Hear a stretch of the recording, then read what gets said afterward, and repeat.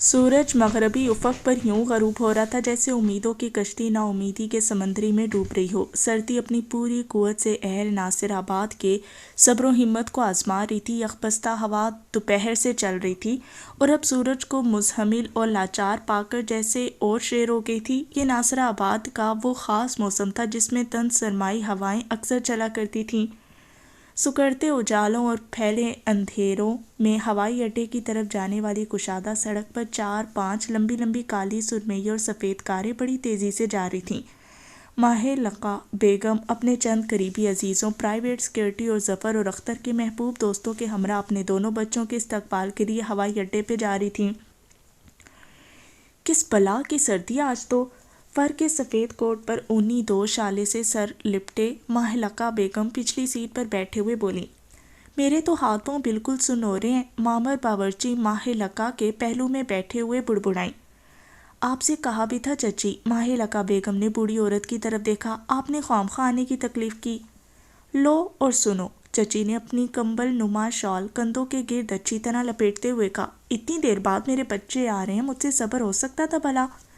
बच्चे खैर से घर ही आ रहे थे ना चची। माहलका बेगम मुस्कुराई।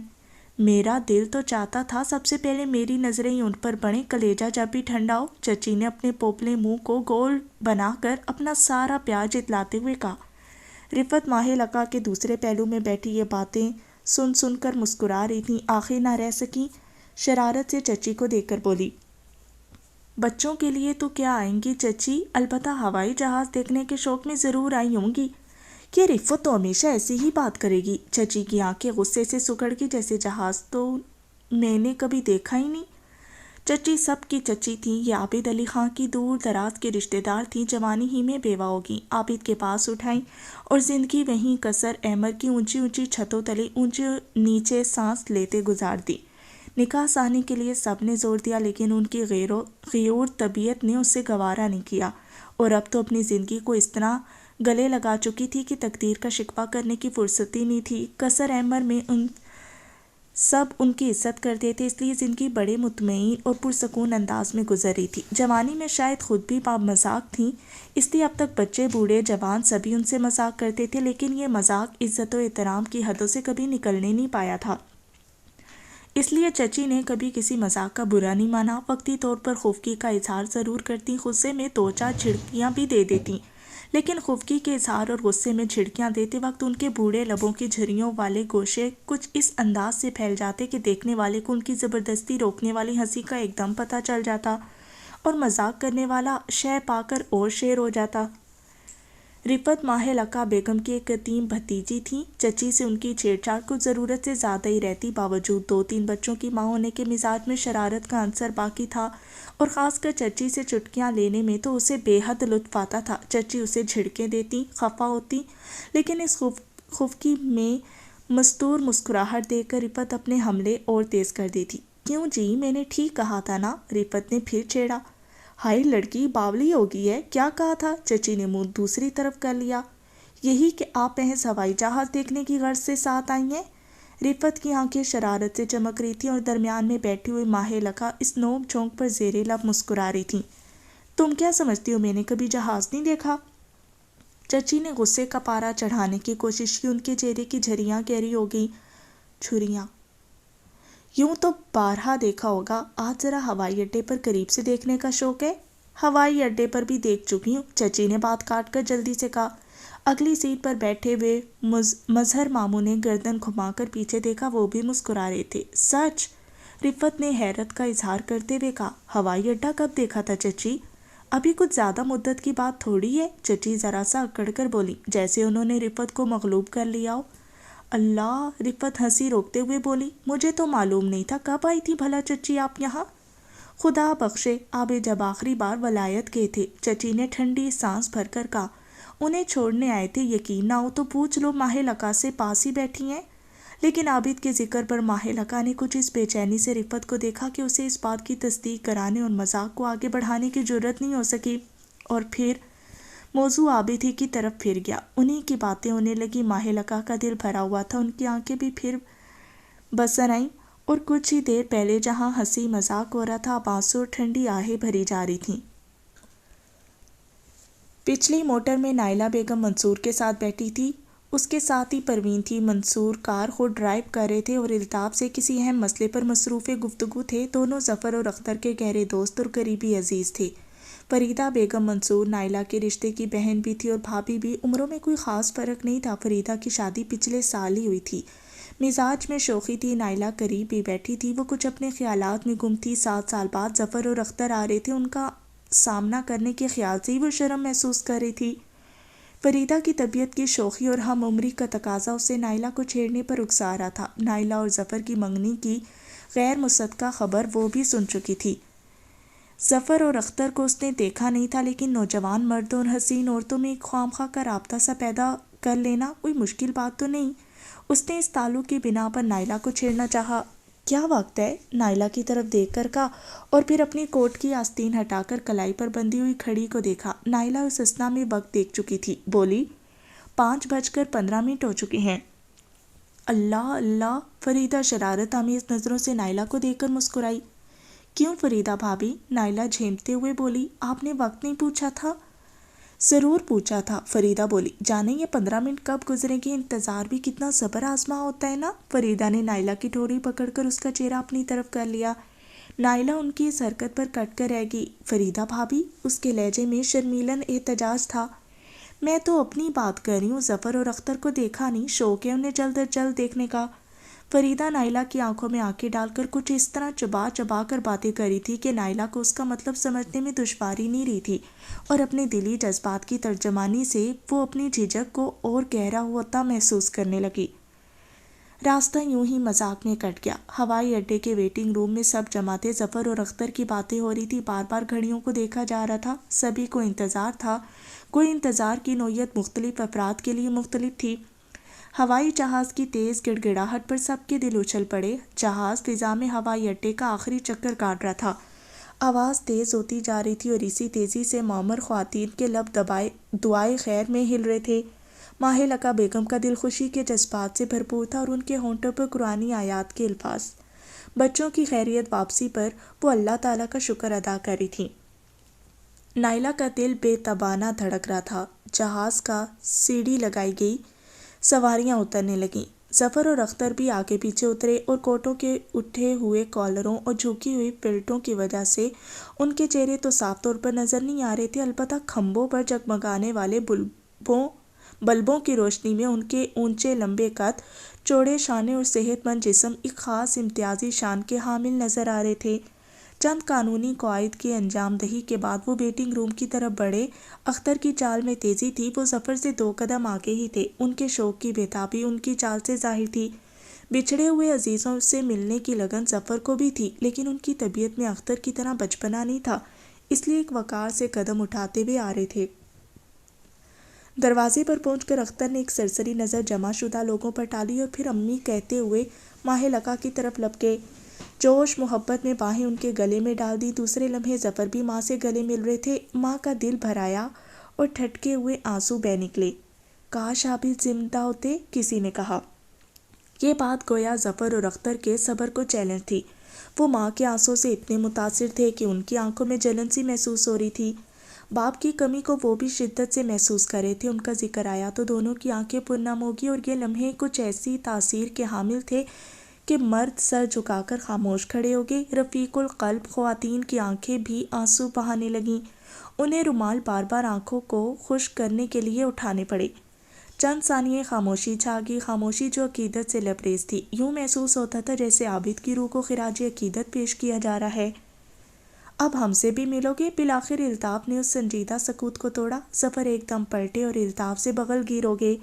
اختر مظہر ماموں سے لپٹ گئے۔ خاموشی کے خاموش ہوتے ہی ایک ہنگامہ برپا ہو گیا۔ کہے دبی دبی مسکراہٹیں، خوش آمدیدی کلمات سب آپس میں غلط ملت ہو گئے، اور پھر جو ملنے ملانے کا سلسلہ شروع ہوا تو ختم ہونے کا نام ہی نہیں لیتا تھا۔ یہ خالہ فاخرہ ہیں، یہ مسعود بانو ہیں، یہ فاروق عظمت ہیں، اور یہ صالح خاں ہیں۔ ظفر اور اختر تعظیماً جھک جھک کر سب سے مل رہے تھے، کسی سے پیار لے رہے تھے، کسی سے بغل گیر ہو رہے تھے، کسی سے مصافحہ کر رہے تھے۔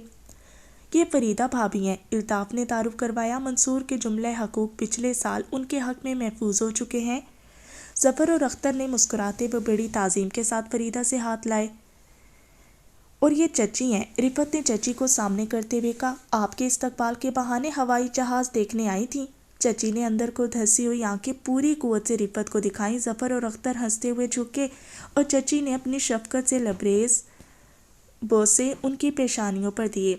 نائلہ ماہلکہ بیگم کے پیچھے کھڑی تھی، ملنے ملانے کی ہماہی میں وہ جیسے کسی کو یاد ہی نہیں رہی۔ نائلہ سے تو تم ملے ہی نہیں۔ ماہلکہ بیگم نے نائلہ کا ہاتھ پکڑ کر سامنے کی طرف کھینچا۔ یہ نائلہ ہیں۔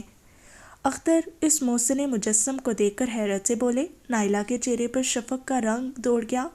وہ ان کی جوان حیرت زدہ نظروں کا مقابلہ نہیں کر سکی، نگاہوں پر پلکوں کی چلمنیں گر گئی۔ پہچانا نہیں اسے؟ ماں نے ہنستے ہوئے کہا۔ بالکل نہیں امی۔ اختر اب بھی حیرت سے نائلہ کو گھورے تھے۔ وہ تو اتنی سی تھیں۔ اختر نے ہاتھ سے اشارہ کیا۔ سب اس کی بات پر کھلکھلا کر ہنس پڑے۔ تم بھی اتنے سے تھے جب گئے تھے؟ مظہر ماموں نے ہنستے ہوئے اختر کی نقل اتاری۔ اللہ قسم، مجھے تو اب تک یقین ہی نہیں آ رہا۔ اختر مسکراتے ہوئے نائلہ کو دیکھ رہے تھے اور پھر بڑی بے تکلفی سے انہوں نے نائلہ سے مصافحہ کیا اور پھر اس کا ہاتھ پکڑ کر ظفر کی طرف لے گئے۔ آپ نے پہچانا انہیں بھائی جان؟ اختر نے ظفر کی طرف دیکھ کر کہا۔ مجھے تو اب تک یقین نہیں آ رہا کہ یہ نائلہ ہی ہیں۔ سب اختر کی اس سادگی پر کھلکھلا کر ہنس دیے۔ نائلہ کا چہرہ بیر پہوٹی کی طرح سرخ ہو گیا۔ دیکھیں بھائی جان، کہتے بھی انہوں نے نائلہ کو ظفر کے سامنے کر دیا اور کوٹ کے اٹھے ہوئے کالروں اور پیشانی پر جھکی ہوئی فلیٹ کے نیچے سے دو کشادہ اور حسین آنکھیں نائلہ کو دیکھ کر چمکی۔ ان میں صحت مند اور جیتی جاگتی پہچان کی دمکتی جھیل ایسی گہری آنکھوں میں ایک تلاطم انگڑائیاں لے رہا تھا۔ آپ نے بھی ہمیں پہچانا؟ ظفر نے گرمجوشی سے ہاتھ نائلہ کی طرف بڑھاتے ہوئے مسکرا کر کہا۔ یا آپ کا ذہن بھی اختر کی طرح ہمیں ظفر اور اختر تسلیم کرنے سے انکار کر رہا ہے؟ نائلہ نے جھکی ہوئی نظریں اٹھائی۔ لمحے بھر کے لیے ظفر و نائلہ کی نگاہیں بچھڑے ساتھیوں کی طرح بغل گیر ہوئیں اور پھر تاب نہ لا کر لڑکھڑا کر رہ گئیں۔ محسوسات پر ایک لطیف سا اثر رہ گیا۔ نائلہ کا ہاتھ ظفر کے ہاتھ میں تھا اور وہ اس ہاتھ کی ہلکی سی تھرتھراہٹ کو محسوس کر رہی تھی۔ موسم کا اثر تھا یا جذباتی تاثر، دونوں کے ہاتھ ٹھنڈے ہو رہے تھے، لیکن ٹھنڈ سے ٹکرا کر کچھ ایسی آگ پیدا کر رہی تھی جس کی لپک دونوں کی رگوں پہ میں بجلی کی طرح سرایت کر گئی۔ اب چلنا چاہیے۔ مظہر ماموں کی آواز پر مدہوشیوں کو ہوش آ گیا۔ ظفر نے آہستگی سے نائلہ کا ہاتھ چھوڑ دیا۔ حیرت دور ہوئی اختر؟ ظفر نے مسکرا کر اختر کو دیکھا جو شوق اور تجسس کے ملے جلے جذبات دل میں لیے اب بھی نائلہ کو دیکھ رہے تھے۔ اتنا بڑا ہو گیا پر طبیعت کا بچپنا ابھی تک نہیں گیا۔ ماہلکہ بیگم نے بڑے پیار سے اختر کو تھپ تھپایا۔ اختر ہنس دیے، نائلہ شرما گئی اور ظفر سرشار سے نظر آنے لگے۔ کچھ دیر بعد یہ مسرور اور شادماں چھوٹا سا قافلہ لمبی لمبی موٹروں میں سما رہا تھا۔ سوار ہونے سے پہلے ظفر نے حاضرین پر ایک اچڑتی سی نظر ڈالی۔ پچھلی موٹر میں نائلہ تھی اور اس کے قریب اختر بیٹھے تھے۔ منصور اور فریدہ اگلی سیٹ پر بیٹھ چکے تھے۔ اب بیٹھ بھی جاؤ بیٹے، ظفر کو ماہلکہ بیگم نے پکارا۔ بس بیٹھتا ہوں امی۔ کالی موٹر کا دروازہ کھول کر ظفر ماں کے پہلو میں بیٹھ گئے۔ سنہری پیٹی اور سرخ صافے والے ڈرائیور نے بڑھ کر دروازہ بند کیا اور اپنی سیٹ پر آ کر بیٹھ گیا۔ چلو، ماہلکہ بیگم نے ڈرائیور سے کہا۔ وہ شاید حکم ہی کا منتظر تھا۔ گاڑی اسٹارٹ کر دی۔ ماں بیٹے کے درمیان راستے بھر عابدی کی باتیں ہوتی رہیں۔ ماہلکہ بیگم بار بار آنکھیں خشک کرتی، لیکن آج تو دل مچلا ہوا تھا، کسی طرح قرار ہی نہیں آتا تھا۔ وہ سارے حالات ظفر کو سناتی رہی اور ان کی ریشمی سفید دستی آنسوؤں سے بھیگتی رہیں۔ ظفر بھی بڑے متاثر تھے، لیکن بڑے ضبط و صبر سے باتیں سنتے اور کرتے رہے، ماں کو حتی الامکان تسلی دیتے رہے۔ پچھلی موٹر میں اختر اور نائلہ تھے۔ اختر بڑی بے تکلفی سے گفتگو میں مصروف تھا۔ نائلہ نسوانی حجاب اور کچھ 7 سال کی طویل علیحدگی سے پیدا کی ہوئی جھجک محسوس کر رہی تھی، اس لیے وہ اختر کی اکثر باتوں کا جواب صرف سر کی جنبش ہی سے دے رہی تھی۔ وہ ایک کونے میں سمٹی سی بیٹھی تھی۔ اختر کے لیے اس کی یہ شرم تعجب انگیز تھی۔ وہ دل ہی دل میں اس کا مقابلہ مغرب کی آزاد تتریوں سے کر رہا تھا، جو پہلی ہی ملاقات میں اپنے ملاقاتی سے یوں بے تکلف ہو جاتی ہیں جیسے برسوں کی جان پہچان ہو، مدتوں کے گہرے مراسم ہو۔ جانے اختر نے کیا پوچھا، جواب دینے کے بجائے نائلہ کے چہرے پر ایک شرم کی مسکراہٹ پھیل گئی۔ اختر کو یہ ادا کچھ ایسی پسند آئی کہ بس تڑپ کر رہ گئے۔ بے اختیارانہ نائلہ کی اس ادا پر توصیفی کلمات منہ پر آئے، لیکن باوجود 7 سال تک مغرب کے آزادانہ ماحول میں رہنے کے وہ اس وقت مشرقی آداب کو ملحوظ رکھتے ہوئے اپنی خواہش کو روک کر رہ گئے۔ لیکن کچھ اس انداز سے نائلہ کو دیکھا کہ زبان سے کہنے کی ضرورت ہی باقی نہیں رہی۔ نائلہ کچھ اور سمٹ کر بیٹھ گئی۔ رات کھانے کے شاندار کمرے کی لمبوتری میز انواع اقسام کے کھانوں سے پر تھی۔ طویل و عریض میز کے گرد کرسیوں پر خاندان کے افراد اور دوست احباب بیٹھے تھے۔ چاندی کے چھری کانٹے چینی کے نفیس پلیٹوں سے ٹکرا ٹکرا کر ہلکی ہلکی مترنم آوازیں پیدا کر رہی تھیں۔ نیلی وردیوں میں سنہرے صافے باندھے بیرے چاقو چوبند کھڑے تھے۔ کھانے کے دوران میں ہنسی مذاق بھی ہو رہا تھا اور بعض افراد ہلکی پھلکی بحث بھی کر رہے تھے۔ نائلہ کو اختر اور ظفر کی درمیانی کرسی پر جگہ ملی تھی۔ اس وقت اس نے سفید جھلملاتا ہوا لباس پہن رکھا تھا اور ظفر اور اختر کے درمیان بیٹھی یوں دکھائی دے رہی تھی جیسے دو سر بلند پہاڑوں کے درمیان سبک خرام اور کومل سی ندی بہہ رہی ہو۔ نائلہ کھانا کھانے سے کئی زیادہ چھری کانٹے سے کھیل رہی تھی۔ ظفر اور اختر کے آنے کی خوشی تھی یا دونوں کی قربت سے اس کی فطری حیا مانے تھی۔ ظفر بڑی دیر سے اس کے خوبصورت ہاتھوں کی حرکت دیکھ رہے تھے۔ آپ کھانا کیوں نہیں کھا رہی؟ بالآخر انہوں نے کہا۔ نہیں تو، نائلہ نے قدرے گھبرا کر کہا۔ یہ لیجئے۔ ظفر نے بھنے ہوئے بٹیروں کی ڈش اس کی طرف بڑھا دی۔ شکریہ، وہ بصد مشکل کہہ سکی۔ یہ کباب لیجئے۔ اختر نے ہرن کے کباب نائلہ کی طرف بڑھا دیے۔ بڑے لذیذ ہیں بھائی جان، آپ بھی لیجئے، بڑی مدت کے بعد کھانے میں آئے ہیں۔ نائلہ نے خاموشی سے پلیٹ ظفر کی طرف سرکا دی۔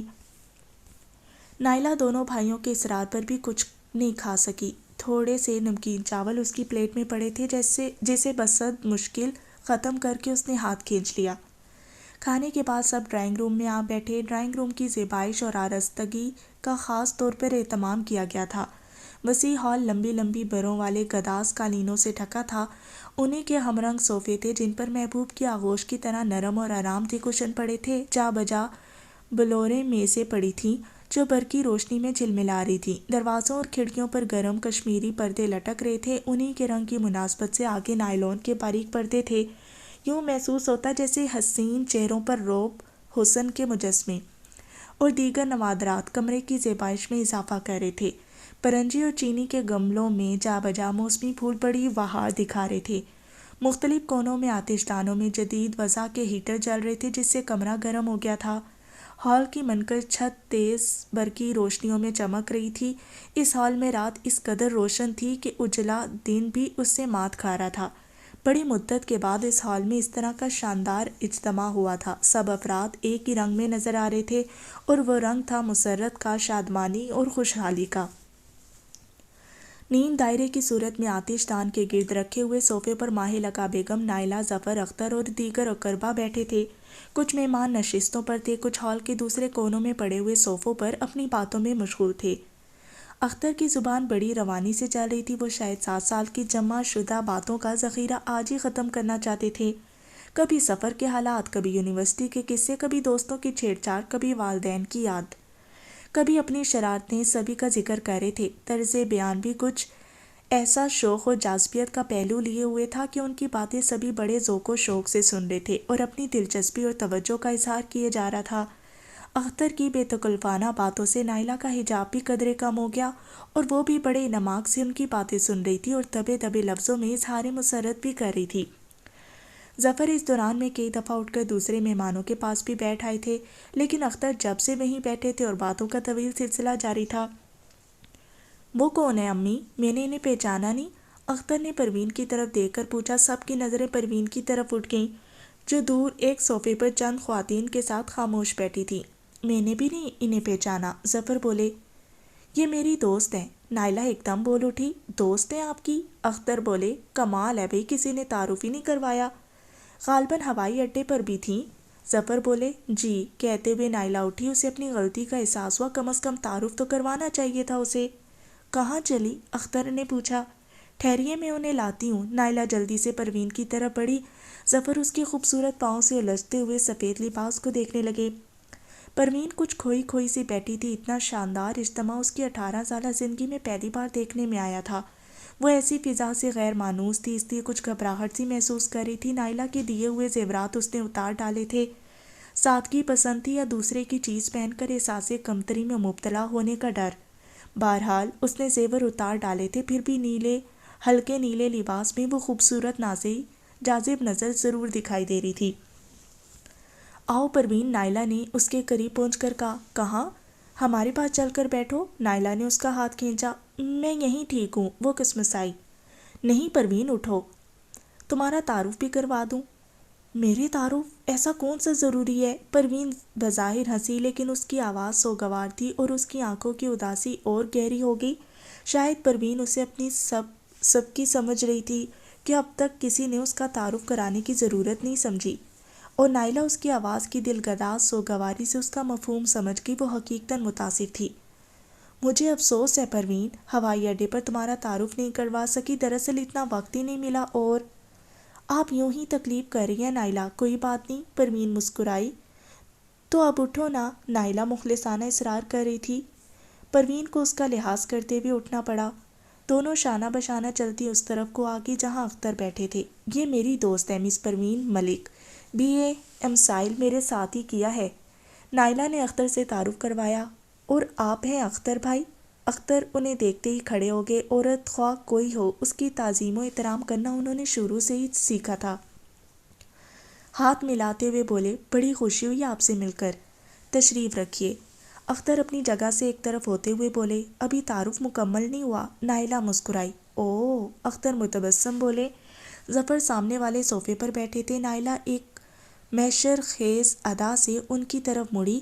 پروین ایک بے جان مجسمے کی طرح ان کے ساتھ تھی۔ ظفر بھی اٹھ کر کھڑے ہو گئے۔ آپ میری دوست ہیں مس پروین ملک؟ نائلہ نے صرف اتنا کہا۔ اس کی آواز کی لرزش بتا رہی تھی کہ اس کا دل زور زور سے دھڑک رہا ہے۔ ظفر نے کچھ اس انداز سے نائلہ کو دیکھا کہ اسے اپنا سانس چھاتی میں رکتا ہوا محسوس ہوا۔ اسے یوں محسوس ہو رہا تھا جیسے ظفر کے سامنے وہ ایک لفظ بھی نہیں بول سکے گی۔ بڑی دقت سے اپنی لرزتی ہوئی آواز پر قابو پاتے ہوئے بولی، اور آپ؟ ظفر جانے کہ اس کے منہ سے نہیں نکل سکا، اور ظفر شاید اس کی مشکل سمجھ چکے تھے۔ نائلہ کے ہونٹوں کی کپکپاہٹ کو دیکھ کر مسکراتے ہوئے کہا، ظفر؟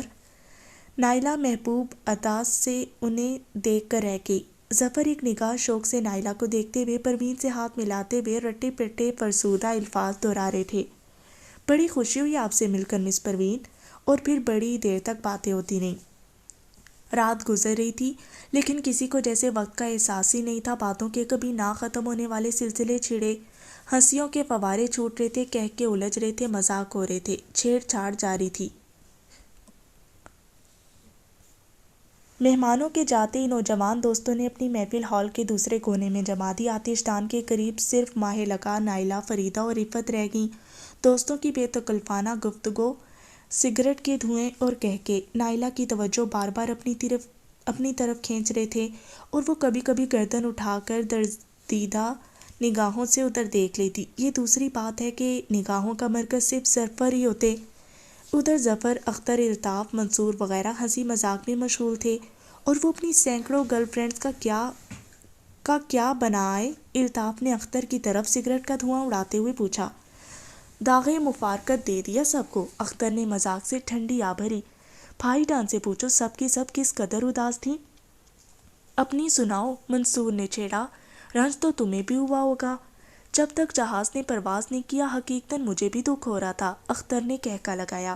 بڑے بے رحم ہو، پورے صفاق ہو، ظفر بولے۔ یہ تو سراسر زیادتی ہے بھائی جان، اختر نے ہنستے ہوئے ظفر کی طرف دیکھا۔ کوئی ایک آدھ دوست ہوتی تو اس کے لیے جان کو روک بھی لگا لیتا، وہ اتنی تھی کہ… ڈیزی بیچاری پر تو مجھے بڑا رحم آ رہا تھا، ظفر نے الطاف اور منصور کو بتایا۔ رو رو کر بیچاری نے برا حال کر رکھا تھا۔ کون سی ڈیزی؟ منصور نے استفسار کیا۔ سر جان ہنٹلے کی بھانجی، ظفر نے بتایا۔ وہ نیلی آنکھوں والی پیاری سی لڑکی؟ یاد نہیں آ رہی، منصور بالوں کو کھجاتے ہوئے بولے۔ بھئی تم نے بارہا دیکھی ہے؟ کیوں الطاف، پچھلے سال تم بھی تو متعارف ہوئے تھے۔ ہاں میں اسے اچھی طرح سے جانتا ہوں، میرے ذہن سے جیسے بالکل نکل گئی ہے، منصور نے کہا۔ ہو سکتا ہے اسے کئی بار دیکھا ہو، میں یاد دلاؤں؟ اختر شرارت سے ہنسے۔ منصور نے جواب دیا۔ روبی ہیبرٹ کو تو آپ جانتے ہیں نا؟ کیوں نہیں، منصور نے ایک دم کہا۔ سب کھلکھلا کر ہنس پڑے۔ کیوں بھئی، اس میں ہنسنے کی کیا بات ہے؟ منصور کے بجائے الطاف نے پوچھا۔ الطاف بھائی، شاید آپ نے روبی ہیبرٹ اور منصور بھائی کے رومانس کا قصہ نہیں سنا؟ بڑے شریر ہو اختر، منصور جھیم کے کیا فرسودہ قصے لے بیٹھے ہو، تم اپنی ڈیزی کی بات سناؤ۔ ہاں تو ٹھیک کہہ رہے ہیں یہ، روبی ہیرٹ کا نام نہ لو نہیں تو پٹ جائیں گے بھابھی سے، الطاف نے منصور کو چھیڑا۔ نوبت یہاں تک بھی آتی ہے؟ ظفر سگریٹ کا دھواں چھوڑتے ہوئے بولے۔ پھر تو قابل رحم حالت ہے منصور تمہاری، دم مارنے کی مجال نہیں ہے بھابھی کے سامنے، الطاف نے پھر چھیڑا۔ ڈیزی کا قصہ پھر بیچ میں ہی رہ گیا، منصور نے پھر اصلی موضوع کی طرف آتے ہوئے کہا۔ روبی کے رشتہ دار ہے وہ؟ نہیں، اختر نے نفی میں سر ہلایا۔ تو پھر روبی کی پچھلی سالگرہ پر آپ وہیں تھے نا؟ ہاں، منصور نے سر ہلایا۔ وہ لڑکی یاد ہے جس نے اس رات پیانو بجایا تھا؟ ہاں ہاں، اچھا ڈیزی، منصور صوفے پر سیدھے ہو کر بیٹھ گئے۔ بڑی پیاری سی لڑکی ہے۔ بس وہی، ظفر نے کہا۔ بڑے گہرے مراسم تھے؟ الطاف نے پوچھا۔ وہ تو خیریت جانو اکیلے آگے، ورنہ میں تو سمجھا تھا ہم 2 کے بجائے 3 ہی واپس لوٹیں گے، ظفر نے ہنستے ہوئے کہا۔ خیر یہ تو آپ زیادتی کر رہے ہیں، اختر نے صفائی پیش کی۔ ہمارا معاملہ اس حد تک تو نہیں بڑھا تھا، وہ بے وقوف سی لڑکی جانے کیا کیا امیدیں لگائے بیٹھی تھی، حالانکہ میں نے کبھی اسے اس قسم کی ترغیب نہیں دی۔ اس کے رونے پر ترس مجھے بھی ضرور آتا رہا، اختر بولے۔ صرف ترس؟ الطاف نے پوچھا۔ اور کیا، اظہار ہمدردی کیا، پھر آنے کا وعدہ کیا، لیکن وہ کمبخت تو جیسے دریا بہانے پر ہی تلی بیٹھی تھی، بیچاری لڑکی، منصور نے ہمدردی سے کہا۔ آتی دفعہ مجھے یہ گولڈ لائٹر دیا، اختر نے جیب سے ایک انتہائی نفیس سگریٹ لائٹر نکالا۔ سب نے لائٹر دیکھا، واقعی بڑی قیمتی اور پیاری سی چیز تھی۔ کتنا پیارا ہے، منصور نے ہاتھ میں لیتے ہوئے کہا۔ انتخاب واقعی قابل داد ہے۔ انتخاب کی تو رہنے دیجیے، چیز جیسی بھی ہے سو ہے۔ آپ وہ بات سن کر بھڑک جائیں گے جو ڈیزی نے یہ لائٹر دیتے وقت کہی تھی۔ وہ کیا کہتی تھی؟ اختر یہ لائٹر میں تمہیں دے رہی ہوں تاکہ جب بھی اسے جلاؤ تمہیں اس آگ کا احساس ہو جائے جو تم میرے دل میں لگا کر جا رہے ہو۔ بھئی بہت خوب، منصور بولے۔ لاجواب بات کہی۔ لاجواب تو نہیں، اختر ہنسے، میں نے بھی خوب جواب دیا۔ کیا جواب بن پڑا ہوگا؟ ایسا کہ آپ سب سن کر داد دیں گے۔ میں نے کہا، ڈیزی تم مطمئن رہو، میں کبھی اس لائٹر کو جلاؤں گا ہی نہیں، اختر نے شوخی سے کہا۔ سب ہنس پڑے۔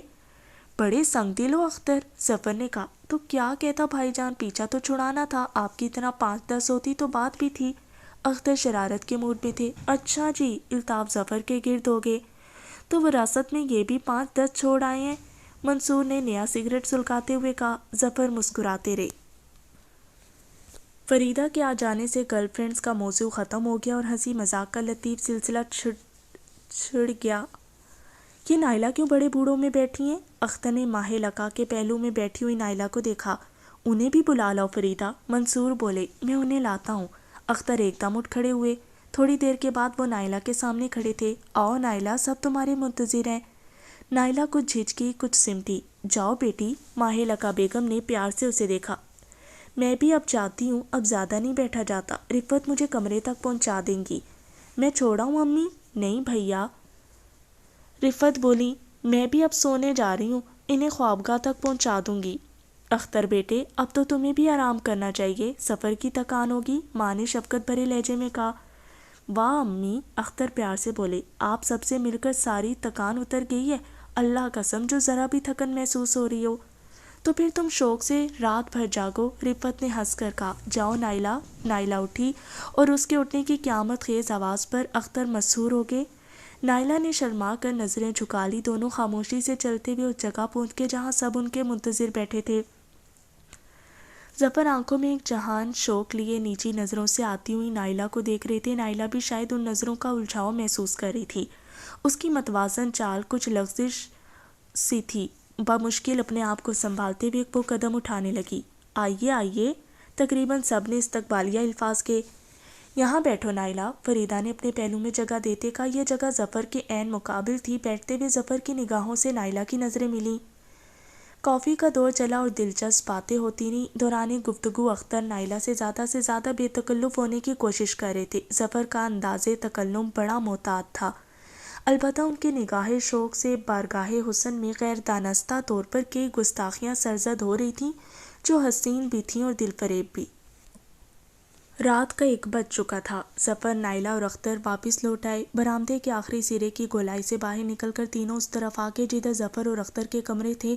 محل کا یہ حصہ دونوں بھائیوں کے لیے مخصوص کر دیا تھا۔ آمنے سامنے 3 کمرے دونوں کے لیے وقف تھے، خواب گاہیں، ذاتی ڈرائنگ روم اور مطالعہ گاہیں دونوں کے آنے سے پیشتر ہی آراستہ کر دی گئی تھی۔ دونوں کے کمروں کے درمیان خوبصورت پلاٹ تھا جس میں ہری ہری نرم گھاس اور پھولوں کی کیاریاں تھیں۔ اختر کی خوابگاہ آگئی۔ پہلے انہیں چھوڑ آتے۔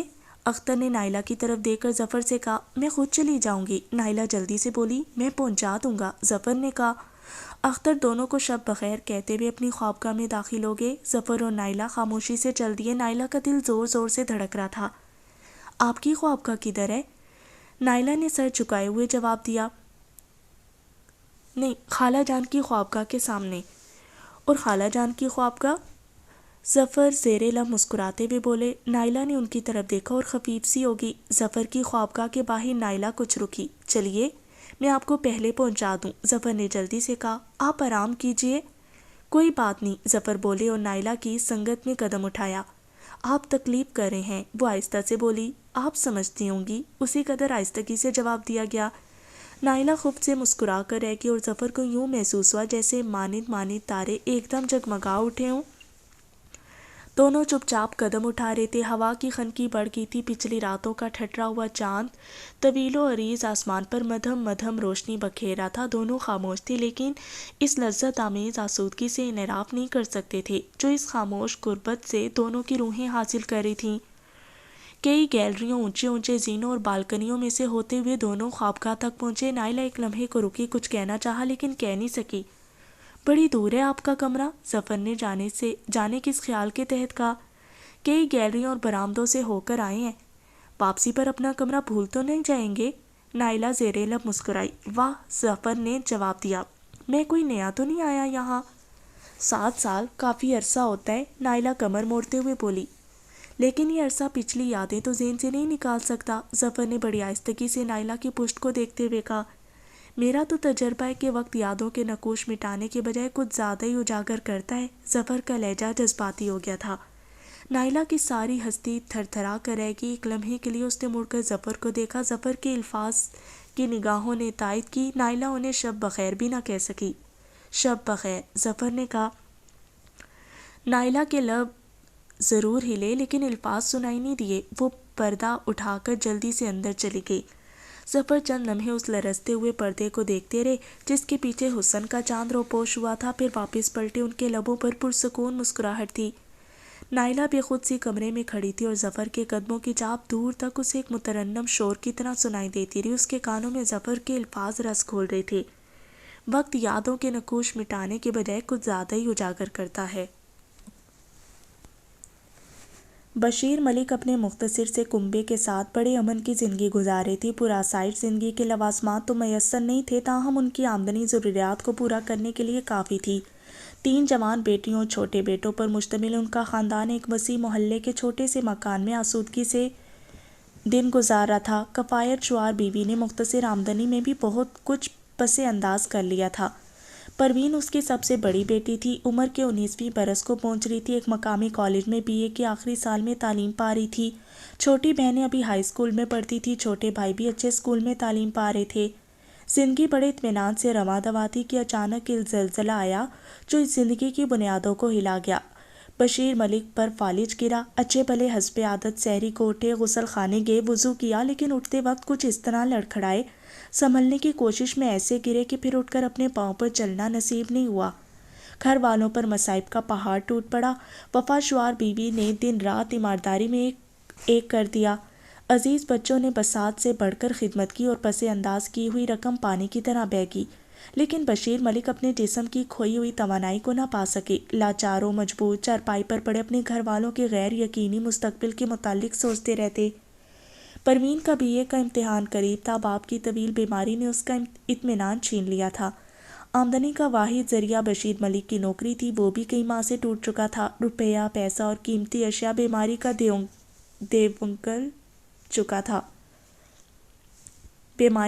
نگل چکا تھا۔ ماں دن رات مشین چلا کر روزمرہ کا خرچ نکال رہی تھی۔ قدرت کی اس ناگہاں افتاد پر سب بلبلائے تھے، لیکن اب شاکر ہو چکے تھے۔ لڑکیاں تو خیر سے سیانی تھی، چھوٹے لڑکے اچھا کھانے اور پہننے کے عادی تھے۔ بات بات پر مچل جاتے تو ماں آنکھوں کے آنسو آنکھوں ہی میں جذب کر کے بردباری سے انہیں سمجھاتی، تمہارے ابا اچھا ہو لیں تو ساری چیزیں لا دیں گے، تم ان کی صحت کے لیے اللہ میاں سے دعا مانگا کرو۔ پروین غم کے گھونٹ پی کر رہ جاتی۔ یہ طفل تسلیاں تھی، بچے کبھی تو مان جاتے، کبھی اور زیادہ ضد کرنے لگتے۔ ماں کے پاس سوائے دل دوز آہوں کے اور کیا تھا جو ان بچوں کو دے سکتی؟ پروین کا ارادہ ایم اے کرنے کا تھا، لیکن باپ کے بے وقت اور ناگہاں بیماری سے اس نے اپنا ارادہ ترک کر دیا۔ اس نے تعلیم ادھوری چھوڑ کر کہیں نوکری کر لینا چاہی، لیکن اس کی ماں نے ایسا کرنے نہیں دیا۔ کم از کم بی اے کر لو بیٹی، اب دن ہی کون سے رہ گئے، نوکری تو اب کرنا ہی ہے، تمہیں بی اے کے بعد کسی اچھے سرکاری اسکول میں جگہ مل ہی جائے گی۔ کسی غیر سرکاری اسکول میں تو اب بھی مل سکتی ہے امی، پروین افسردہ لہجے میں جواب دیتی۔ بی اے سے زیادہ نوکری کی ضرورت ہے، آخر کب تک آپ مشین چلائیں گی؟ اچھے برے دن کٹ ہی رہے ہیں میری بچی۔ ماں کی آنکھوں کے گوشے غم گسار بیٹی کے الفاظ سے بھیگ جاتے۔ جس خدا نے یہ مصیبت ڈالی ہے وہی اس کا تدارک بھی کرے گا۔ چند ماہ کی بات ہے، تم پوری توجہ سے اپنے امتحان کی تیاری کرو۔ ماں بیٹیاں ایک دوسرے کو تسلیاں دیتی رہتی اور وقت گزرتا جاتا۔ پروین نے بھی ماں کی تجویز سے اتفاق کر لیا اور اس نے اپنی تمام تر توجہ پڑھائی کی طرف مبذول کر دی۔ بی اے کے بعد کسی اچھی سی ملازمت کے مل جانے کا خوشگن خیال اس کی ہمت بڑھاتا رہا۔ پروین ایک ہونہار طالبہ تھی، کالج کی بہترین اور لائق لڑکیوں میں اس کا شمار تھا، لیکن گھریلو پریشانیاں اس کی پڑھائی پر بری طرح اثر انداز تھیں۔ مفلوج باپ کی آنکھوں کے غمگین اندھیرے، افسردہ ماں کے چہرے پر تھکن اور اذیت کے مہیب سائے، بہنوں کے چہرے کی لٹی ہوئی مسکراہٹیں اور بھائیوں کی اپنی خواہشوں کے حصول کے لیے معصومانہ تڑپ، سبھی کا اسے خیال تھا۔ کورس کی کتاب لے کر بیٹھتی تو پڑھنے سے زیادہ ان مسائل کا حل سوچتی، ان الجھنوں سے چھٹکارا پانے کے طریقوں پر غور کرتی رہتی۔ ہر وقت کی سوچ نے اس کی قدرتی اداس آنکھوں کی اداسی کو اور گہرا کر دیا تھا، اور اب تو کسی وقت وہ ہنستی بھی تو آنکھوں میں جمع ہوا آزار پگھلنے نہ پاتا۔ ان مسلسل سوگوار اور اداس آنکھوں نے پروین کو ایک نمایاں اور منفرد حیثیت دے رکھی تھی۔ ایک بار ان کو غور سے دیکھنے والا اپنے دل میں رحم و کرم کے جذبات ابلتے پاتا۔ بی اے کا امتحان پاک سرزمین حال میں ہو رہا تھا۔ شہر کے مختلف کالجوں کی طالبات امتحان دے رہی تھی، لیکن سب سے نمایاں حیثیت پارے کالج کی طالبات کی تھی۔ اس کالج میں رؤسا کی لڑکیاں پڑھتی تھیں۔ یہ کالج اپنے بے بہا اخراجات کی وجہ سے درمیانے درجے کی دسترس سے باہر تھا۔ یہ لڑکیاں لمبی لمبی موٹروں میں آتی، ان کے بیش قیمت لباس، رئیسانہ انداز اور نسلی تفاخر سے تنی ہوئی گردنیں انہیں دوسرے کالجوں کی لڑکیوں سے الگ رکھتیں۔ ان کے دماغ اپنے طبقاتی ارتقاء پر عرش کی بلندیوں کو چھوتے ہوئے معلوم ہوتے۔ طبقاتی حد بندیوں کی وہ قائل تھیں، یا ان کے مزاجوں کی اٹھانی اس طرح ہوتی تھی کہ وہ عام قسم کی لڑکیوں سے بات کرنا تو درکنار، ان کی طرف دیکھنے کا بھی کبھی خیال نہ کرتی۔ اور ان عام قسم کی لڑکیوں کے لیے پارے کالج کی یہ طالبات ایک موضوع بنی ہوئی تھیں۔ نائلہ بھی اسی سال بی اے کا امتحان دے رہی تھی۔ وہ اپنے طبقے کی لڑکیوں میں بھی ایک نمایاں حیثیت رکھتی تھی۔ سہیلیوں کے جھرمٹ میں گھری ہوئی وہ بڑی خوشی خوشی آتی، پرچہ دیتی اور شاداں فرحاں چلی جاتی۔ اس کے پرچے اچھے ہو رہے تھے، گو باپ کی بیماری سے وہ بھی مکمل طور پر تیاری نہیں کر سکی تھی، لیکن پرچے خلاف توقع بہت اچھے ہو رہے تھے، اس لیے بڑی مسرور تھی۔ پروین ساتھ والی سیٹ پر بیٹھتی تھی اور لڑکیوں کی طرح اس نے بھی درمیانے طبقے کی ان لڑکیوں سے کبھی بات نہیں کی تھی، لیکن اس میں اس کے کسی غرور و تکبر کا دخل نہیں تھا، بلکہ کوئی ایسا موقع ہی نہیں آیا تھا۔ پروین کو اس نے اکثر دیکھا تھا اور اس کی نظروں کی عمیق اداسی نے اسے کافی حد تک متاثر بھی کیا تھا۔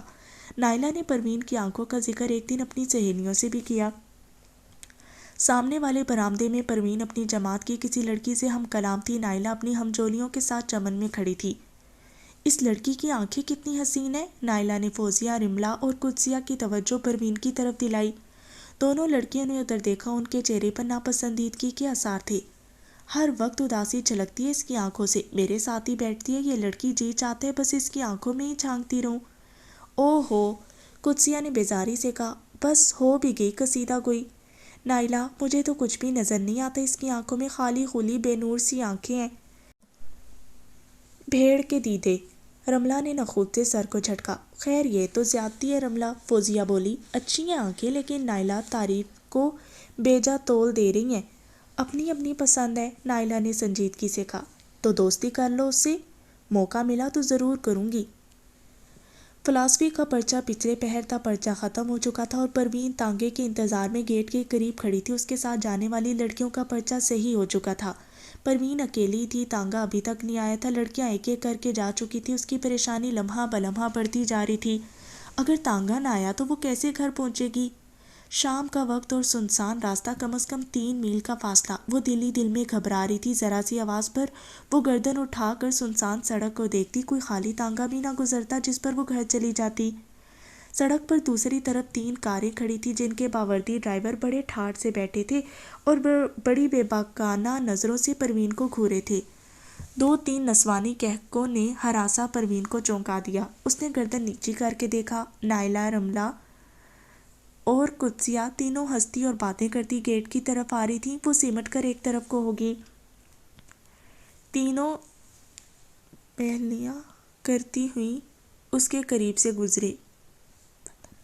تمہاری حسین آنکھوں والی لڑکی کھڑی ہے، قدسیہ نے نائلہ کو ٹوہکا دے کر آہستہ سے کہا۔ رملہ نے چیخ کھول کر کہکا لگایا۔ نائلہ نے دونوں کو گھورا اور اپنی اپنی موٹروں کی طرف بڑھ گئیں۔ ڈرائیور مؤدبانہ سیٹ کے دروازے کھول کر کھڑے ہو گئے۔ رملہ اور قدسیہ اپنی اپنی موٹر میں بیٹھ گئے اور گاڑیاں چل دیں۔ سوار ہونے سے پہلے ایک بار نائلہ نے پروین کو پلٹ کر دیکھا، وہ بھی اس کی طرف دیکھ رہی تھی۔ کافی دیر پہلے بھی نائلہ نے پروین کو یہیں کھڑے دیکھا تھا۔ وہ کچھ سوچتے ہوئے سڑک پار کر کے اس کے قریب آئی۔ آپ بڑی دیر سے یہاں کھڑی ہیں؟ میرا تانگا ابھی تک نہیں آیا۔ پرچہ ختم ہوئے تو تقریباً گھنٹہ ہو چکا ہے، نائلہ بولی۔ جی ہاں، جانے کیا بات ہوئی ہے آج، روز تو وقت پر آ جاتا ہے۔ سب لڑکیاں جا چکی ہیں، آپ کب تک انتظار کریں گی؟ نائلہ نے پوچھا۔ پروین کے پاس اس کا کیا جواب تھا؟ وہ خاموشی سے نائلہ کو دیکھ کر رہ گئی۔ نائلہ نے اس کی نظروں میں ایک تڑپتی ہوئی بے چارگی دیکھی۔ اس کا دل پروین کی طرف جھکنے لگا۔ آئیے میں آپ کو پہنچا دوں گی۔ نہیں نہیں، پروین نے جلدی سے کہا، اس تکلف کی ضرورت نہیں، بہت شکریہ، شاید ابھی آ جائے۔ نائلہ مسکرائی۔ شکریہ، آپ نے پیشگی ادا کر دیا، اب تو میرا فرض ہو گیا ہے کہ آپ کو گھر پہنچاؤں۔ پروین تذبذب میں پڑ گئی، تانگے کا انتظار کرے یا نائلہ کی پیشکش قبول کرے؟ دونوں خیال الجھ گئے، وہ کوئی فیصلہ نہیں کر سکی۔ آئیے بھی، آئیے نا، نائلہ کی آواز میں مخلصانہ اصرار تھا۔ کب تک کھڑی رہیں گی؟ شام ہو رہی ہے، اگر تانگا نہ آیا تو اکیلی کیسے جائیں گی؟ بات موزوں تھی، ویسے بھی وہ اکیلی ڈر رہی تھی۔ تانگے کا آنا غیر یقینی نظر آ رہا تھا۔ نائلہ کی مخلصانہ پیشکش کو ٹھکرانا قرین مصلحت نہ تھا اور نہ ہی آئین شرافت میں داخل تھا۔ وہ حالت تذبذب میں کھڑی تھی۔ نائلہ نے مسکراتے ہوئے اس کا ہاتھ پکڑا۔ پروین اس کے ساتھ چل دی۔ ڈرائیور نے جلدی سے پچھلی سیٹ کا دروازہ کھول دیا اور سمٹ کر ادب سے ایک طرف کھڑا ہو گیا۔ پہلے پروین اور پھر نائلہ سوار ہوئی۔ ڈرائیور نے مؤدبانہ دروازہ بند کیا اور اگلی سیٹ پر جا بیٹھا۔ موٹر بھی نائلہ ہی کی طرح شاندار تھی، نرم نشستوں پر کشن پڑے تھے۔ اتنی شاندار موٹر دیکھنے کا پروین کا پہلا اتفاق تھا۔ وہ اس وقت کچھ خفت سی محسوس کر رہی تھی۔ موٹے لینن کی قمیض اور دیسی لٹھے کی سلوار کا کھردرا پن اسے اس وقت کچھ زیادہ ہی محسوس ہو رہا تھا۔ اس کے قریبی نائلہ نفیس ریشم کے جھلملاتے ہوئے لباس میں بیٹھی تھی۔ کہاں جانا ہے سرکار؟ ڈرائیور نے مؤدبانہ نظریں جھکاتے ہوئے پوچھا۔ وہی نظریں جو اب تک بڑی بے باکی سے گیٹ پر کھڑی ہوئی پروین کو گھور رہی تھیں۔ آپ کا گھر کہاں ہے؟ آپ مجھے صدر اتار دیں، وہاں سے میں تانگا لے لوں گی۔ وہ کیوں؟ وہاں سے میں گھر آسانی سے پہنچ جاؤں گی، پروین نے سادگی سے کہا۔ اوہ، نائلہ کے لبوں پر پر لطف مسکراہٹ پھیلی۔ میں سوچ رہی تھی آپ مجھے اپنے گھر چائے پلائیں گی، آپ تو راستے ہی میں پیچھا چھڑانے کی کوشش کر رہی ہیں۔ پروین نے نائلہ کی بات کا مزاح طنزیہ انداز میں سمجھا۔ اس کی آنکھوں میں ایک مجبوری تڑپی اور اس تڑپ کی معدوم لہریں اس کے خاموش چہرے پر پھیل گئیں۔ غریب خانہ اس قابل کہاں؟ وہ بمشکل کہہ سکی۔ ٹھنڈی آہ اس کے سینے میں مچل کر رہ گئی۔ اس کی آنکھوں میں جانے کیا تھا؟ نائلہ مضطرب ہوئی، لیکن اس ضمن میں اب کچھ کہنا اس کے احساس کو کھرچنے کے مترادف تھا۔ کچھ لمحے بوجھل سی خاموشی رہی۔ نائلہ اپنے سیاہ چشمے کو بار بار بلا ارادہ اپنے ریشمی رومال سے صاف کرتی رہی اور پروین بے خیالی میں پن سے کھیلتی رہی۔ خاموشی طاری تھی، ایسی خاموشی جو صدیوں کے گراں بار بوجھ سے دبی ہوئی معلوم ہوتی تھی۔ شہر چلوں سرکار؟ ڈرائیور نے قدرے توقف کے بعد پھر کہا۔ صدیقی محلے، پروین نے جواب دیا۔ اس کو چیک کا نام لیتے ہوئے جانے وہ کیوں ہچکچا رہی تھی؟ اس کوچے کا نام لیتے ہوئے جانے وہ کیوں ہچکچا رہی تھی؟ مارکیٹ کے سامنے، ڈرائیور نے اسٹیئرنگ پر جھکتے ہوئے کہا۔ ہاں، پروین نے مختصر سا جواب دیا۔ موٹر تیزی سے شفاف سڑک پر پھسلنے لگی۔ آپ کا نام؟ نائلہ نے بات کرنے کی غرض سے کہا۔ ہمارا تعارف تو ہو جانا چاہیے، مجھے نائلہ کہتے ہیں۔ میرا نام پروین ہے۔ کس کالج میں پڑھتی ہو؟ گورنمنٹ کالج میں۔ آپ کے پرچے کیسے ہوئے؟ کچھ گزارا ہو رہا ہے۔ دراصل میں پوری طرح تیاری نہیں کر سکی۔ وہ کیوں؟ نائلہ نے پوچھا۔ وہ اس سے بے تکلف ہو کر باتیں کرنا چاہتی تھی۔ ابا جان کی بیماری نے پریشان کر رکھا ہے۔ آپ کے ابا بھی بیمار ہے کیا؟ میرے ابا بھی بیمار تھے، شکر ہے اب ٹھیک ہے۔ پروین نے نائلہ کی طرف دیکھا۔ اس کے حسین چہرے پر کچھ مبہم سے غم کے سائے رینگ رہے تھے۔ میرے ابا جان تاحال بیمار ہیں، ان پر فالج گرا ہے، وہ پریشانی سے بولی۔ ٹھیک نہیں ہوئے؟ نائلہ نے ہمدردی سے پوچھا۔ نہیں۔ پھر نائلہ نے اس سے یکے بعد دیگرے کئی باتیں پوچھ ڈالی۔ پروین نہ کہنا چاہتے ہوئے بھی سب کچھ کہے جا رہی تھی۔ نائلہ کو اس کے حالات سن کر اس سے گہری ہمدردی ہو گئی۔ اس مختصر سی ملاقات میں مجھے آپ سے اتنا بے تکلف ہونے کا حق تو نہیں تھا، نائلہ نے سنجیدگی سے مسکرا کر کہا، لیکن جانے کہ مجھے آپ سے قدرتی لگاؤ سا محسوس ہوتا ہے۔ پروین کے لیے یہ بات غیر متوقع تھی، لیکن نائلہ کا انداز گفتار کچھ اس قدر دل فریب اور اپنائیت لیے تھا کہ پروین کے دل میں بھی اس کے لیے پسندیدگی کے جذبات بیدار ہونے لگے۔ وہ اسے اپنے نجی حالات بتانے پر اپنے آپ کو مجبور پانے لگی۔ موٹر تیزی سے سنسان سڑک کو پیچھے چھوڑ کر آبادی میں داخل ہو رہی تھی۔ سورج آغوش مغرب میں منہ چھپا رہا تھا۔ پوری طرح اندھیرا تو نہیں ہوا تھا، ہاں روشنی کا چہرہ دھندلا گیا تھا۔ کئی تنگ اور پرشور سڑکیں گزرنے کے بعد موٹر مارکیٹ کے گرد چکر کاٹ رہی تھی۔ ایک چوڑی گلی کے سامنے ڈرائیور نے رفتار کم کرتے ہوئے پوچھا، اس گلی میں جانا ہے؟ پروین نے باہر دیکھا، اس کی گلی دوسری طرف تھی۔ وہ سامنے والی گلی میں میرا گھر ہے، پروین کہتے ہوئے ہچکچائی۔ کار گھوم کر اس طرف مڑ گئی۔ ڈرائیور نے موٹر روک لی۔ کار اندر جا سکتی ہے؟ نائلہ نے چوڑی گلی کا اندازہ کرتے ہوئے کہا۔ رہنے دیجیے، میں یہیں اتر جاتی ہوں، آپ کو تکلیف ہوگی۔ تکلیف کس بات کی؟ مجھے آپ سے مل کر بہت خوشی ہوئی۔ ڈرائیور احتیاط سے موٹر گلی کے اندر لے گیا۔ بس یہ سبز دروازہ ہمارا ہے، پروین نے جلدی سے کہا۔ موٹر روکی۔ ڈرائیور نے اتر کر پروین کی طرف کا دروازہ کھول دیا اور خود ایک قدم پیچھے ہٹ گیا۔ پروین چند لمحے کچھ سوچتے ہوئے بیٹھی رہی۔ نائلہ کو ساتھ اترنے کے لیے کہے یا نہ کہے، اور اگر کہہ دے تو نائلہ قبول کرے گی کیا؟ اور اگر نائلہ نے اس کی دعوت قبول کر لی تو کیا اس کا گھر، اس کے پریشان کن حالات اتنے متمول اور اعلیٰ حیثیت کے مہمان کو قبول کرنے کے لیے سازگار تھے؟ جب پروین اتری تو اس کا دل بری طرح دھڑک رہا تھا۔ ایسی شاندار موٹر کو دیکھ کر گلی کے کئی میلے کچیلے بچے موٹر کے ارد گرد جمع ہو گئے۔ پروین کو بڑی خفت محسوس ہو رہی تھی۔ اسے یوں معلوم ہو رہا تھا جیسے یہ غلیظ کپڑوں میں ملبوس بچے، جن کے گرد آلود چہرے اپنی معصومیت تک کھو چکے تھے، اس کے اپنے خاندان کے افراد تھے، اور جنہیں ایک بلند پایہ شخصیت کے سامنے کرتے ہوئے اسے اپنا ضمیر مجروح ہوتا معلوم ہو رہا تھا۔ تشریف لائیے۔ شکریہ، نائلہ مسکرائی۔ اس نے مسافے کے لیے ہاتھ بڑھا دیا۔ پھر کبھی آؤں گی۔ آپ نے میرے لیے اتنی زحمت اٹھائی، اس کے لیے میں آپ کی انتہائی شکر گزار ہوں، پروین نے اظہار تشکر کے طور پر کہا۔ کوئی بات نہیں پروین، آپ بار بار کیوں ایسا ذکر کرتی ہیں جس سے غیریت اور اجنبیت کو تقویت ملے؟ پروین کو مسکرانا پڑا۔ اچھا خدا حافظ، نائلہ نے کہا۔ پروین نے خدا حافظ کہتے ہوئے دروازے کی طرف قدم بڑھایا اور ڈرائیور نے گاڑی چلا دی۔ پروین دروازے میں کھڑی جاتی ہوئی موٹر کو دیکھتی رہی۔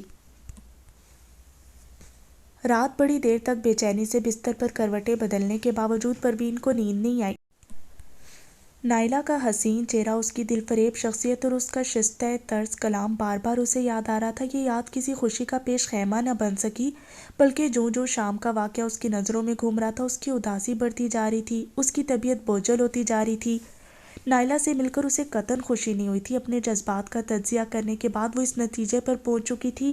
اس کے غمزدہ دل میں احساس کمتری جاگ رہا تھا اور وہ مزمل ہو رہی تھی۔ کتاب تکیے پر کھلی پڑی تھی۔ صبح فلسفی کا دوسرا پرچہ تھا۔ کتاب کے مختلف ابواب پر نظریں دوڑاتے ہوئے اس کا دماغ کل شام والے واقعے کی کڑیاں جوڑ توڑ کر رہا تھا۔ نائلہ نے جاتے ہوئے پھر کبھی آؤں گی کہا تھا۔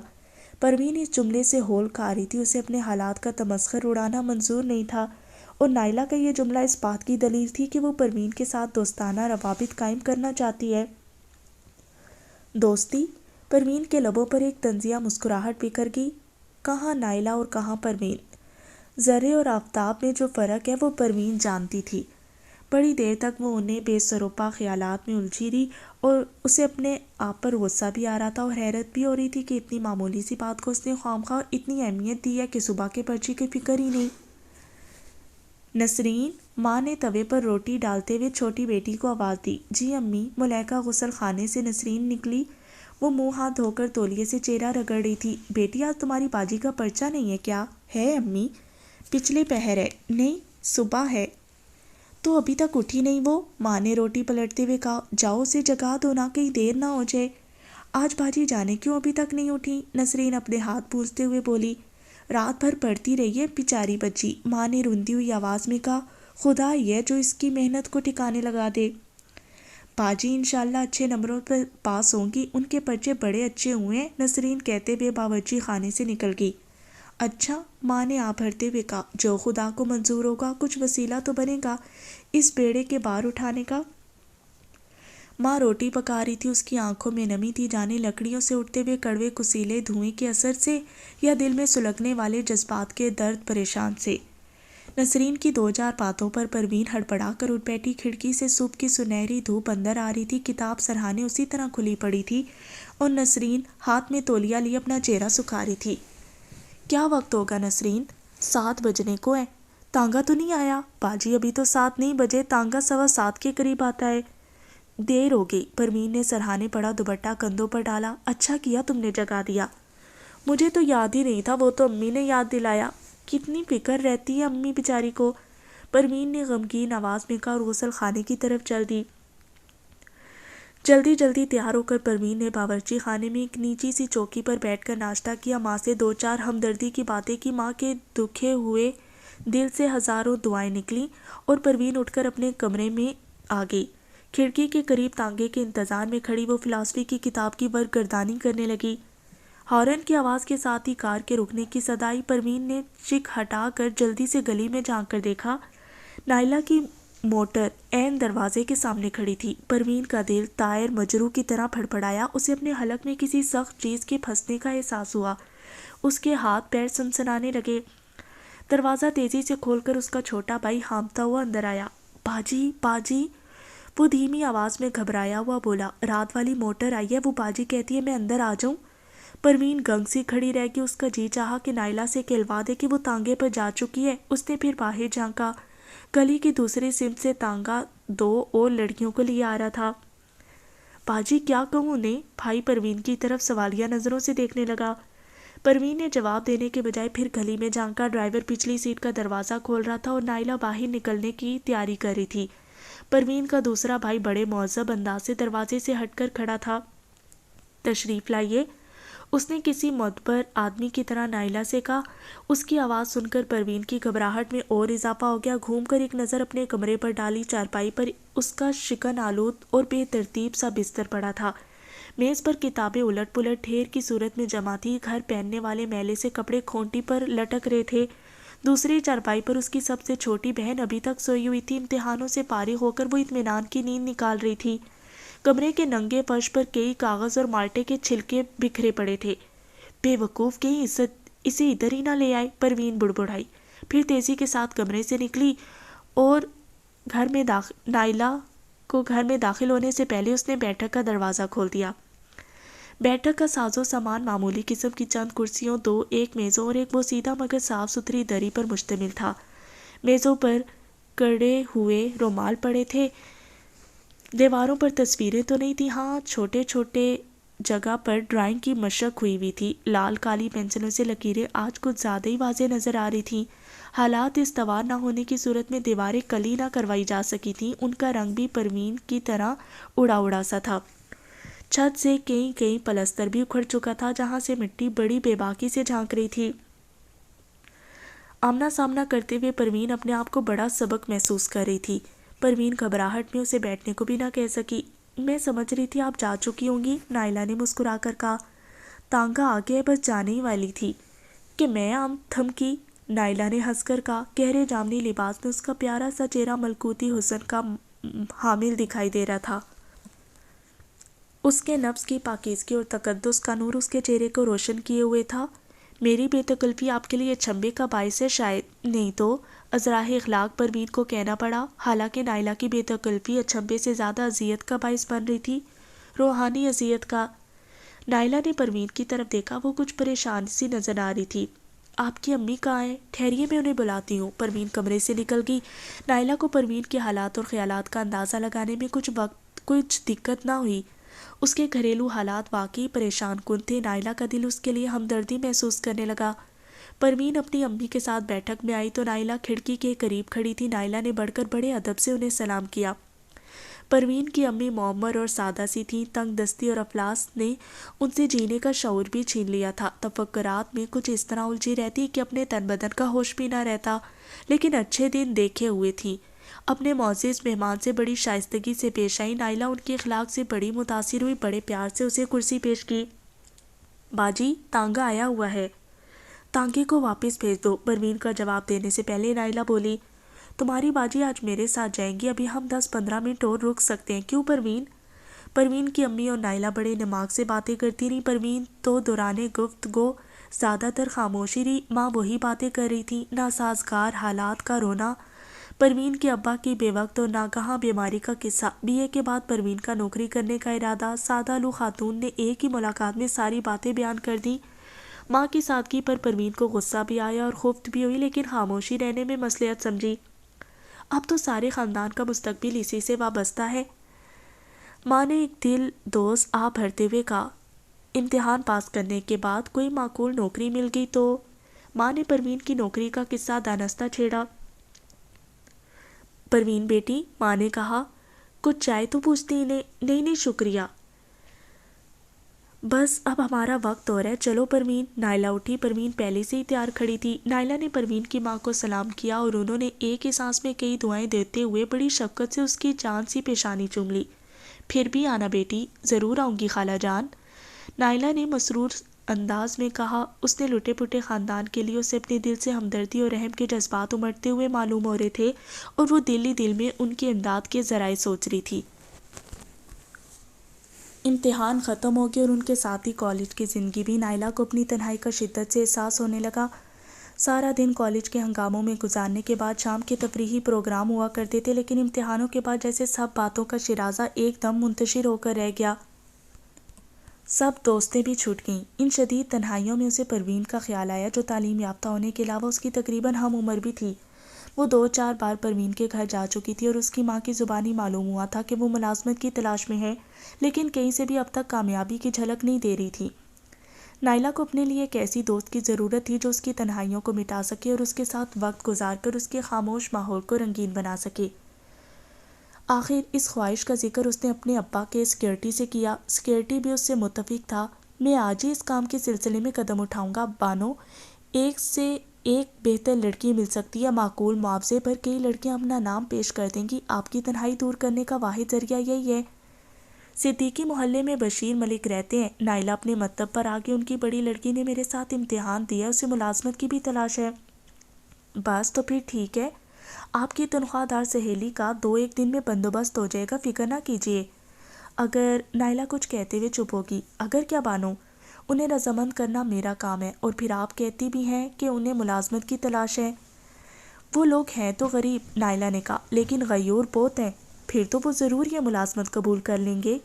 غیور آدمی محنت میں عیب محسوس نہیں کرتا، سیکیورٹی نے نائلہ کو اطمینان دلایا۔ اچھا، آپ کوشش کریں، اور ہاں، اگر پروین یا اس کے والدین رضامند نہ ہو تو پھر یہ معاملہ طے ہی کر دیں۔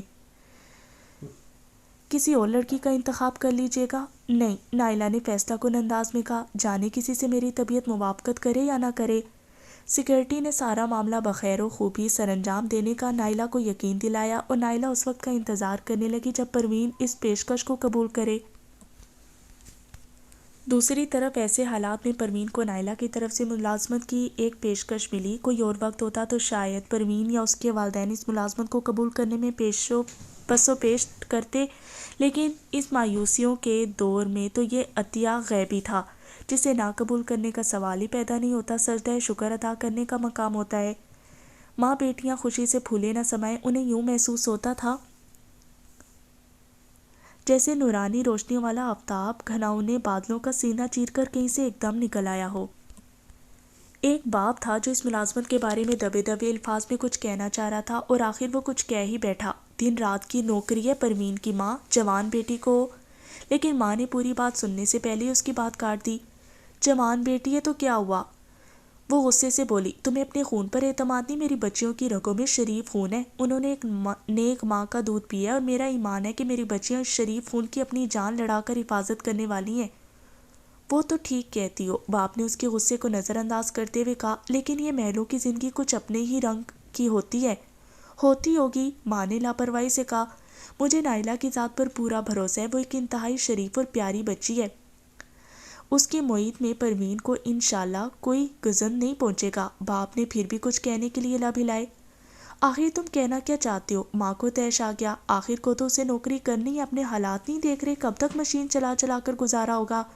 میرا ہی دل جانتا ہے کہ یہ شب و روز کیسے گزر رہے ہیں۔ کوئی جوان بیٹا تو ہے نہیں جو اس ساڑے وقت میں سہارا بنے گا، میں تو پروینی کو بیٹا سمجھتی ہوں۔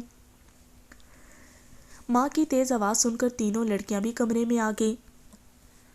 ماں اب ہچکیاں بھر بھر کر رو رہی تھی، لڑکیاں بھی بڑی متاثر ہوئیں اور بیمار باپ کی آنکھوں سے بھی آنسو بہنے لگے۔ پروین کی آنکھیں بھی نم ناک ہو گئیں۔ وہ یہ نوکری حالات کے تقاضے پر قبول کر رہی تھی، ورنہ اس کی خواہش یا شوق کا اس میں کوئی دخل نہیں تھا۔ خدا حافظ ہوگا میری بچی کا، ماں نے روتے ہوئے کہا۔ پھر کوئی دور جانا ہے؟ ہفتے میں ایک بار آ کر مل ہی جایا کرے گی۔ بس اب چپ بھی ہو جاؤ۔ بیٹی کا نوکری کرنا شاید باپ کی غیرت پر تازیانے برسا رہا تھا، نہ میں بیمار پڑتا نہ یہ دن سب کو دیکھنا پڑتا۔ مفلوج باپ کی آنکھوں سے آنسو تیزی سے بہنے لگے، مدتوں کا کلبلاتا ہوا لاوا آنسوؤں کی شکل میں بہہ رہا تھا۔ معینہ تاریخ پر پروین آشیانے پہنچی۔ باوردی ملازم بڑی عزت سے اسے ڈرائنگ روم میں بٹھا گیا۔ کمرے کی سرحد دیکھ کر پروین دنگ رہ گئی۔ وہ اس وقت اپنے آپ کو ایک ایسی جگہ پا رہی تھی جو اس کی سرحد فہم و ادراک سے بھی کہیں زیادہ بعید تھی۔ نائلہ جب اندر آئی تو پروین کو اس قدر محو دیکھ کر زیر لب مسکرا دی۔ وہ دبیز قالین پر بلا آواز چلتے اس کے پیچھے آ کر کھڑی ہوئی۔ اس نے اس وقت گہرے فیروزی رنگ کا دیدہ زیب لباس پہن رکھا تھا، فیروزے کا ہلکا سا جڑاؤ لاکٹ اس کی دودیا گردن سے لپٹا ہوا تھا، اسی طرح کی بالیاں کانوں میں ہلکورے لے رہی تھیں۔ اس کے سیاہ اور دراز بال اس کی پشت پر سیاہ گھٹاؤں کی طرح پھیلے ہوئے تھے۔ وہ چپ چاپ کھڑی تھی، پروین کے نماک سے لطف اندوز ہوتی رہی، لیکن دوپٹے کو ٹھیک کرتے ہوئے اس کی طلائی چوڑیوں کی کھنک نے پروین کی معیفیت کو توڑ دیا۔ اس نے پلٹ کر دیکھا، نائلہ کھڑی مسکرا رہی تھی۔ پروین گھبرا کر کھڑی ہوگی۔ انسانی کاوش سے تیار کی ہوئی چیزوں کو دیکھنے کے بعد اس کی نظریں قدرت کے بہترین شاہکار کو دیکھ رہی تھیں۔ نائلہ کے حسن و جمال کے سامنے جیسے ہال کی ہر چیز مانید پڑ چکی۔ نائلہ صوفے کے گرد گھوم کر پروین کے پاس آ گئی اور پروین کے منتشر حواس پر قابو پانے سے پہلے اس کے ساتھ بغل گیر ہو گئی۔ آپ کتنی اچھی ہیں پروین، میں ڈر رہی تھی کہیں آپ انکار نہ کر دیں۔ مجھے ملازمت کی صرف تلاش ہی نہیں تھی بلکہ اس کی اشد ضرورت بھی تھی، پروین نے کہا۔ امی کی زبانی آپ کو میرے سارے حالات معلوم ہو چکے ہیں۔ بہرحال مجھے خوشی ہوئی ہے کہ آپ نے میری صحبت میں آنا منظور کر لیا۔ پروین، مجھے روحانی خوشی ہو رہی ہے۔ نائلہ اسے اپنے قریب صوفے پر بٹھاتے ہوئے بولی۔ دونوں باتیں کرتی رہیں۔ جلدی ان کا موضوع امتحانوں کی طرف پھر گیا اور کافی دیر تک وہ اپنے اپنے پرچوں کے متعلق ایک دوسرے کو بتاتی رہیں۔ آئیے آپ کو آپ کا کمرہ دکھا دوں، نائلہ نے اٹھتے ہوئے کہا۔ پروین کے آ جانے سے اسے واقعی دلی خوشی ہوئی تھی۔ پروین نے بھی اس کی تقلید کی۔ دونوں ہال سے باہر نکل کر بیرونی برآمدے میں آ گئی، جہاں سے حد نگاہ تک آشیانے کی خوبصورت چمن دکھائی دے رہے تھے۔ باتیں کرتے ہوئے نائلہ اور پروین اس کمرے تک جا پہنچی جو پروین کے لیے مخصوص تھا۔ اچھا خاصا طویل و عریض کمرہ تھا۔ دروازوں اور کھڑکیوں پر بڑے پھولدار پردے موسم کی مطابقت سے بڑے پیارے دکھائی دے رہے تھے۔ ایک طرف خوبصورت سپرنگ والا پلنگ نرم نرم بستر پردوں کے ہم رنگ پلنگ پوش سے ڈھکا تھا، فرش پر بھی دبیز قالین تھا، کرسیوں پر گداز کشن تھے، میزوں پر ریشمی میز پوش تھے اور منقش گلدانوں میں موسمی پھول بڑی ترتیب سے لگائے گئے تھے۔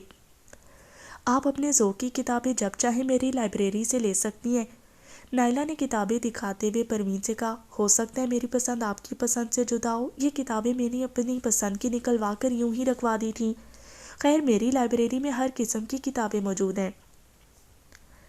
یہ ڈریسنگ روم ہے، اس نے کہا، ساتھ ہی غسل خانہ ہے۔ ڈریسنگ روم میں قد آدم آئینہ رکھا تھا، ایک طرف کپڑوں کی الماری تھی، ڈریسنگ ٹیبل پر آرائش جمال کی متعدد چیزیں پڑی تھیں۔ سب کچھ دکھانے کے بعد دونوں پھر اسی کمرے میں آ گئی۔ میرا کام کیا ہو گیا؟ اچانک پروین نے پوچھا۔ کام ذرا مشکل قسم کا ہے، نائلہ نے مسکرا کر کہا۔ پروین حیران نگاہوں سے اسے دیکھنے لگی۔ نائلہ کو اس کی حیران اور اداس آنکھوں پر بڑا پیار آیا۔ کیوں ڈر گئی ابھی سے؟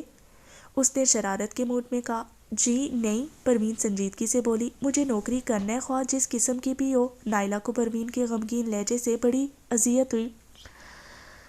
پروین، آپ کا کام دن رات یہاں میرے ساتھ رہنا ہے، اگر آپ اپنے لیے نوکری کا لفظ نہ ہی استعمال کریں تو بہتر ہوگا۔ مجھے ایک مخلص اور غمگسار دوست کی ضرورت ہے، جانے کی میرا دل کہتا ہے کہ مجھے یہ اخلاص اور غمگساری آپ سے مل جائے گی، بس اس سے زیادہ آپ کا کوئی کام نہیں ہے۔ پروین نائلہ کے لہجے اور بیان سے بڑی متاثر ہوئی۔ امی زندہ ہوتی تو شاید مجھے تنہائی کا اس قدر احساس نہ ہوتا۔ ماں کے ذکر پر نائلہ کی خوبصورت آنکھیں آنسوں سے جھلملانے لگیں اور پروین اسے غور سے دیکھتے ہوئے سوچنے لگی کہ نائلہ کی آنکھیں بھی آنسوں کی نمی سے آشنا ہو سکتی ہیں۔ آپ میری عزیز دوست ہیں پروین۔ نائلہ نے اٹھ کر پروین کے گلے میں باہیں ڈال دیں۔ اپنے آپ کو یہاں کا ایک فرد سمجھیے، امید ہے کہ آپ آئندہ نوکری کا نام لے کر میرے احساسات کو مجروح نہیں کریں گی۔ چند دن پروین اس نئی فضا سے غیر مانوس رہی، اسے اپنا دم گھٹتا ہوا محسوس ہوتا، ہر چیز بیگانہ ہی نظر آتی، لیکن نائلہ کے اخلاص نے اسے بہت جلد اس ماحول کا خوگر بنا دیا۔ اس کے گھریلو حالات تسلی بخش ہو گئے، بہنیں غم و فکر سے آزاد ہو کر پڑھائی میں مشغول ہو گئی، بھائی پھر سے اپنے پہلے اسکول میں داخل کرا دیے گئے، ماں کے شل بازو اب مشین چلانے کی زحمت سے بچ گئے، باپ کا علاج اچھے معالجوں کی نگرانی میں ہونے لگا، اور یہ سب باتیں پروین کے لیے وجہ اطمینان اور باعث انبساط بن گئی۔ ہفتے میں ایک دن کے لیے وہ گھر آتی، سب کے لیے یہ دن انتہائی شادمانی کا ہوتا، بھائیوں کے لیے نت نئے تحفے آتے اور بہنوں کے لیے بھی خوبصورت چیزیں۔ وہ سارا دن بہن کے پاس بیٹھ کر نائلہ کے متعلق، اس کی نوازشات کے متعلق سوال کرتی رہتی۔